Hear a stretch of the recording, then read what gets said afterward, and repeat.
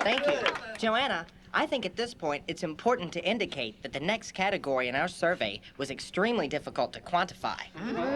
In their efforts to define the meaning of Christmas, many of the respondents indicated an intangible, shall I say, spiritual dimension. Honey, what is that boy trying to say? Well, I think what Jerome is trying to say, Sadie, is that Christmas is mostly about faith. Well then, Jerome, why don't you just come right out and say it? Yeah, Jerome, come on, say it. Here, Jerome, you read this one. Christmas means, Faith, Jerome.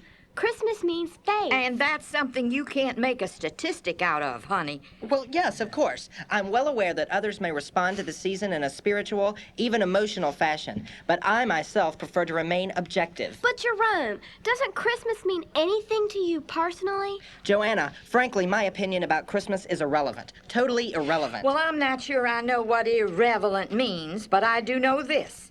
Christmas is more than just tinsel and wrapping paper, and it's more than choirs singing pretty songs. Christmas is all about Jesus getting born, and that gets me excited. And if that's irrelevant, I'll eat my mop. You tell him, Sadie. Yeah, it seems to me that when a fellow really hears the Christmas story, it's got to change him somehow on the inside.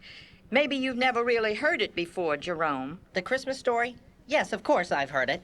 The Christmas story is found in the Gospel of Luke, chapter 2, verses 1 through 20, and contains the following characters: Joseph, Mary, the infant, shepherds, angels, and assorted animals. Well, seems like your computer's heard the story all right, but I'm not sure your heart has. Let me tell it to you again, and try listening this time with your heart. You probably remember that it all started out when the whole world was in a terrible mess. It wasn't really something you could measure. It was more inside people. Their hearts were all messed up. But God had a plan. He sent an angel to this young girl named Mary to let her know that she was going to have a baby. Not just any baby, mind you, but the most special one ever born. He was to be the Son of God. Well, Mary could have said no. But she made a decision right then and there to make a place in her heart for what God wanted, and she told that angel, "Yes, I'll do it."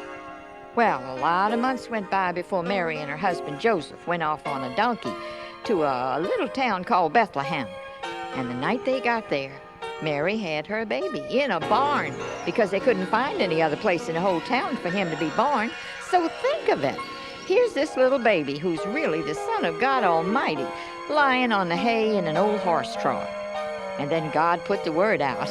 Shepherds came to worship him. Angels started singing to high heaven about how glorious he was. And a star bigger than anything you could imagine came up over that stable and lit up the whole town. It was quite a night. Of course, it was all just a story as far as I was concerned. The shepherds, the angels, the star, all of it. Until I realized that Jesus didn't come to just stay in that stable. He came for me. I needed to make a place for him to be born in my own heart.